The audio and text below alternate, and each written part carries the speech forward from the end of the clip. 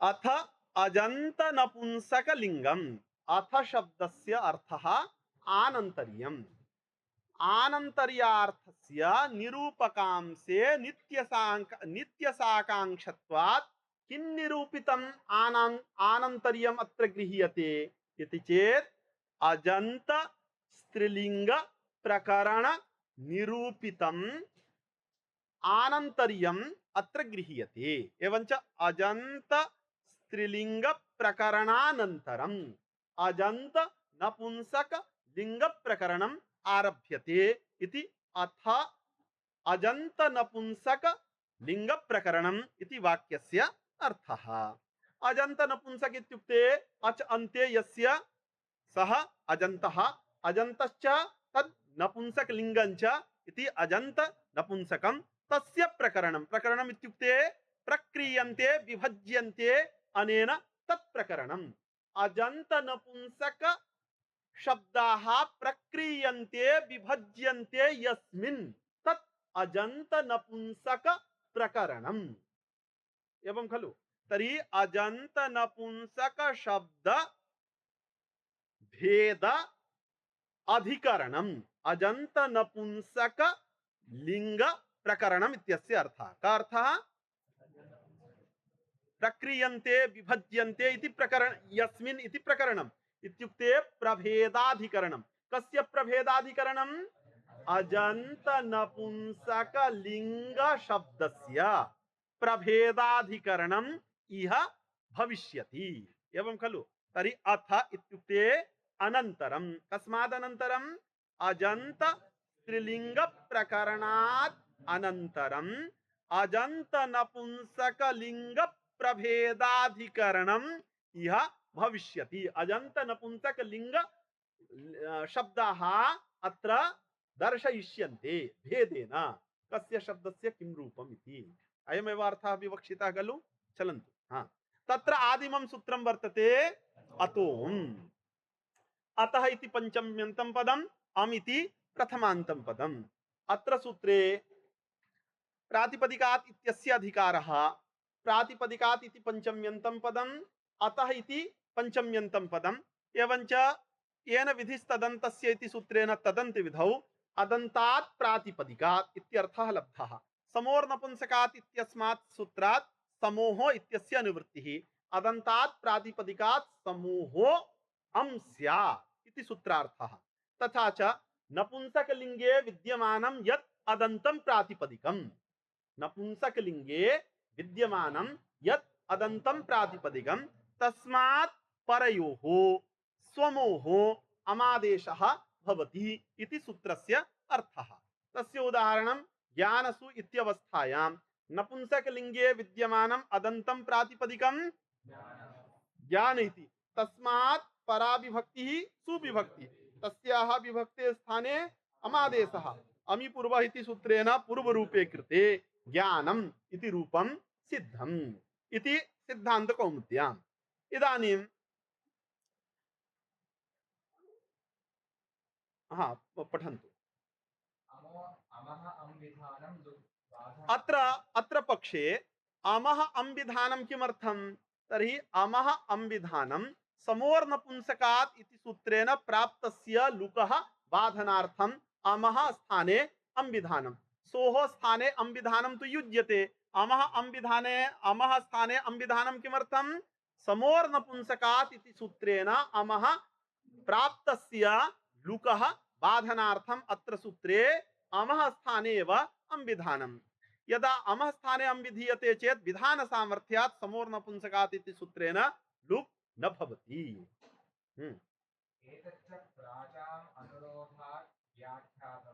एतच्च प्राचाम् अनुरोधात् व्याख्यातम्।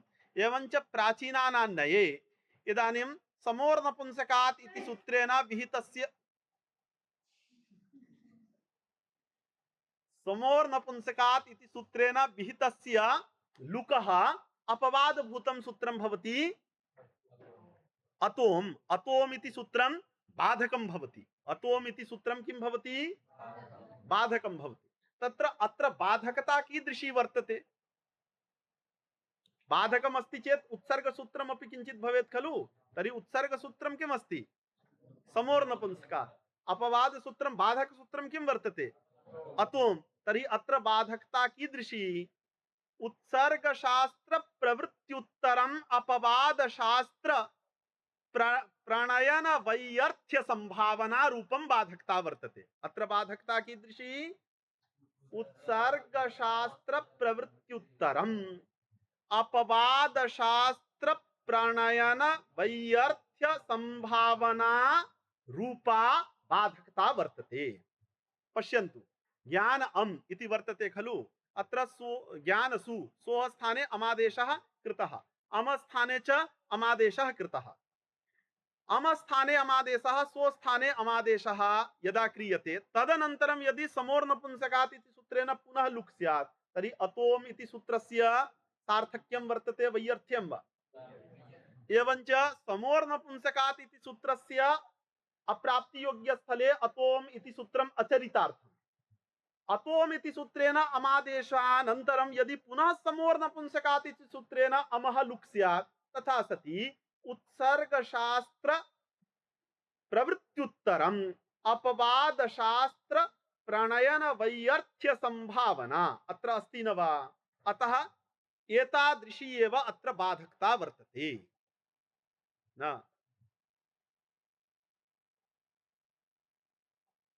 प्रेमकांत जी न भट्ट जी, अत्र बाधकम् अस्ति खलु। तर्हि बाधकता किं रूपा? बाधकं वर्तते अतोम इति सूत्रम्। तर्हि अतोम इति सूत्रे या बाधकता वर्तते सा बाधकता किं रूपा अस्ति? उत्सर्गशास्त्रस्य प्रवृत्त्युत्तरम् अपवादशास्त्र प्रणयन वैयर्थ्य संभावना रूपा बाधकता वर्तते। संभावना एव बाधकतायाः बीजम्। एतादृशं बीजं वर्तते, अतएव अतोम इति सूत्रं समोर्नपुंसकात् इति सूत्रं बाधते। तर्हि अत्र बाधकता बीजम् एतादृशं वर्तते। तादृश अपवादशास्त्र वैयर्थ्य संभावना रूपं बाधकता बीजम् अस्ति। अतः अतोम इति सूत्रं समोर्नपुंसकात् इति सूत्रं बाधते। इदं प्राचीन मतानुसारेण प्राचां मतानुसारेण भट्टोजी दीक्षितैः तथा व्याख्यातम्। इदानीं स्वमते अतोम इति सूत्रे अतः म इत्येव छेदः, अतः म इत्येव छेदः लाघवात्। लाघवं किं वर्तते? प्रक्रियाकृतं लाघवम् अस्ति। लाघवम् इत्युक्ते प्रक्रिया अतोम इति सूत्रं वर्तते। तर्हि प्राचीनानान्वये अतः अम् इति छेदः कृतः। दीक्षितैः स्वमते अतः म इति छेदः क्रियते। अत्र लाघवम् अस्ति। कुत्र लाघवं? द्वितीयैकवचने अथवा प्रथमैकवचने अमिपूर्वः इत्यस्य प्रवृत्ति अप्रवृत्ति प्रयुक्तं लाघवं वर्तते। यदा म इत्यादेशः क्रियते तर्हि अमिपूर्वः इत्यस्य प्रवृत्तिः न करणीया भवति खलु। तर्हि अमिपूर्वः इति शास्त्रस्य प्रवृत्त्यभाव प्रयुक्तं लाघवं भवति। अतः म इति छेदपक्षे। तस्मात् भट्टोजी दीक्षितस्य नये अतः म इत्येव छेदः वर्तते। अवगतम्? हाँ। इदानीं ज्ञानसु कुत्र तत्र चिन्ता मास्तु। इदानीं लाघवं कथमस्ति इति ज्ञातवती न वा? कथं लाघवं वर्तते? यदा ज्ञानसु अनुबन्धलोपे ज्ञान सकारस्य स्थाने मकारादेशः क्रियते चेत् अस्मिन् कल्पे अतोम इति सूत्रस्य लक्ष्ये प्रवृत्तिः न कल्पनीया भवति। इदम् अवगतवती? तर्हि एवमेव ज्ञान अम् इत्यवस्थायां यदि मकारादेशः क्रियते चेत् अतोम इति सूत्रस्य प्रवृत्तिः न यद्यपि अत्र लाघवं नास्ति इति अहम् अनुपदम् एव वक्ष्यामि, किन्तु प्रथमा एकवचने अतो अमिपूर्वः इति सूत्रस्य प्रवृत्त्यभाव प्रयुक्तं लाघवम् अस्ति न वा? वर्तते। तस्मात् अतः म इत्येव छेदः करणीयः। इदानीं तव प्रश्नः द्वितीयैकवचने कथं भविष्यति? अलोन्त्यस्य इति सूत्रेण अमः अन्त्यस्य मकारस्य स्थाने भविष्यति। तर्हि इदानीम् अलोन्त्यस्य इति सूत्रस्य अपवादभूतं सूत्रं वर्तते आदेः परस्य परस्य यद् विहितं तत्तस्य आदेर्बुद्ध्यम्। इदानीम् अदन्तात् प्रातिपदिकात् परस्य अमः स्थाने मकारादेशः विहितः खलु, तर्हि अत्र आदेः परस्य इति सूत्रस्य प्रवृत्त्या अमः आदेः अकारस्य स्थाने मकारादेशः भविष्यति द्वितीयैकवचने। तेन ज्ञान म म इति स्थिते संयोगान्तस्य लोपः इति सूत्रेण मकार लोपे कृते ज्ञानम् इति रूपं सिद्धं भविष्यति। यद्यपि अस्मिन् पक्षे लाघवं न वर्तते, यदा अमादेशः क्रियते स्म तदानीं अमिपूर्वः इत्यस्य प्रवृत्ति, यदा मादेशः क्रियते चेत् संयोगान्तस्य लोपः, अतः प्रक्रिया प्रयुक्तम् अत्र लाघवं नास्ति, किन्तु प्रथमैकवचने लाघवं वर्तते। तस्मात् लाघवानुरोधेन अत्र म इत्येव छेदः करणीयः।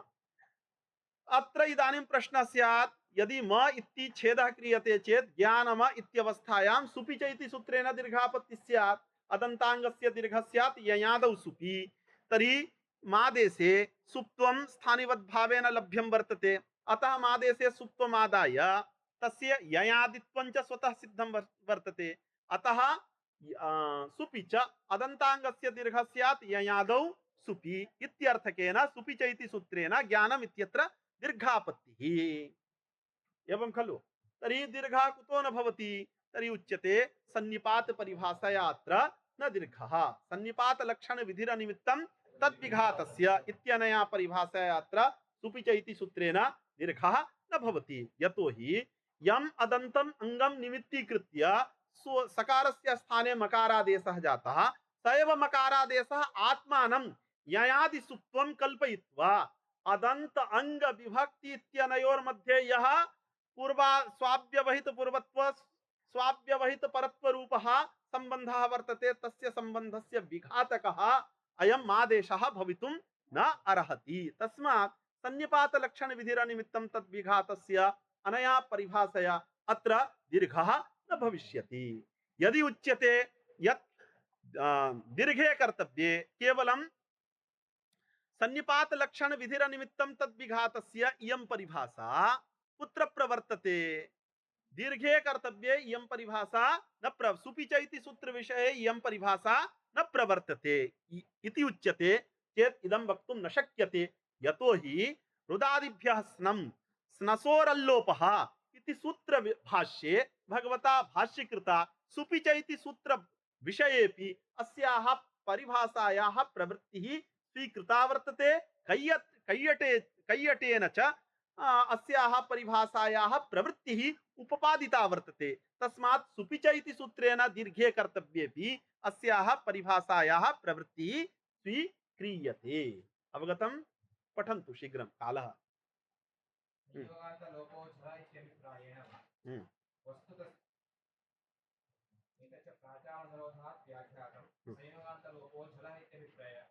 असंयोगान्त लोपः झल इत्यभिप्रायेण वा? अत्र झल एव संयोगान्तस्य लोपः भवति इत्यभिप्रायेण। कः आशयः? संयोगान्तस्य लोपः इति सूत्रे झलग्रहणम् अपकृष्यते। झलग्रहणं किमर्थम् अपकृष्यते? यत् यणः प्रतिषेधो वाच्यः इति वार्तिकस्य प्रत्याख्यानाय संयोगान्तस्य लोपः इति सूत्रेण झलग्रहणम् अपकृष्यते। यणः प्रतिषेधो वाच्यः अस्य वार्तिकस्य किमर्थम् आरम्भः? सुधय उपास्य इत्यत्र यकारस्य संयोगान्तस्य लोपः इति सूत्रेण लोपो मा भूत्, एतदर्थमेव यणः प्रतिषेधो वाच्यः इति सूत्रस्य इति वार्तिकस्य आरम्भः वर्तते। संयोगान्तस्य लोपः इति सूत्रे झलो झलि इत्यस्मात् सूत्रात् झलग्रहणम् अपकृत्य संयोगान्तस्य झल एव लोपः यदि स्वीक्रियते तथा सति यकारस्य लोपः प्राप्त एव न वर्तते। तदर्थं यणः प्रतिषेधो वाच्यः इति वार्तिकं नारम्भणीयम् इति कृत्वा भगवता भाष्यकृता यणः प्रतिषेधो वाच्यः इति वार्तिकं प्रत्याख्यातं वर्तते। तर्हि यदा संयोगान्तस्य झल एव लोपः इति पक्षः अंगीक्रियते तदानीम् अतः म इति छेदः कर्तुं न शक्यते, अतः अयमेव छेदः करणीयः। यदि क्वचित् अझल्यपि लोपः यदि स्वीक्रियते तदा मकारस्य संयोगान्त लोपः भविष्यति। तस्मिन् पक्षे अतः म इत्यपि छेदः कर्तुं शक्यते।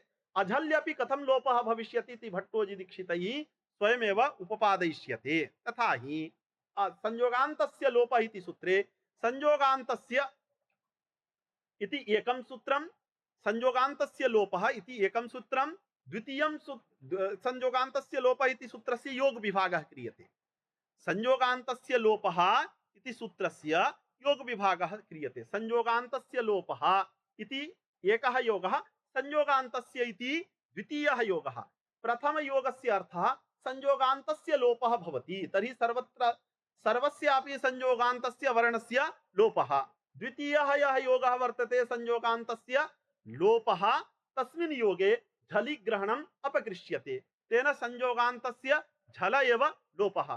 संयोगान्तस्य झलः अझलश्च उभयोः लोपः पूर्वयोगेनैव प्राप्तः आसीत् खलु, तर्हि संयोगान्तस्य झल एव लोपः इति यत् अग्रिमं वाक्यं वर्तते तेन ज्ञाप्यते क्वचित् अझल्यपि लोपः भवति।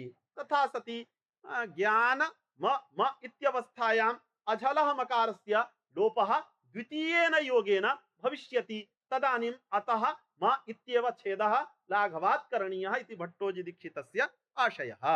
वस्तुतस्तु मा इत्येव परच्छेदो लाघवः, तत्र सोर्मे कृते ज्ञानमिति सिद्धम्, एकवचने तु आदेशवरस्य इति आकारस्य मकारे कृते अन्त्यस्य नस्य संयोगान्तलोपे सिद्धमिष्टम्। यत्तु वदन्ति 12वादनं भवति, अद्य व्याख्यानं वर्तते। अस्तु, एतावदेव उक्त्वा स्वविद्या गुरून् प्रणम्य अत्रैव अस्य पाठस्य समाप्तिः उद्घोष्यते। पुनः मध्याह्ने कति वादनतः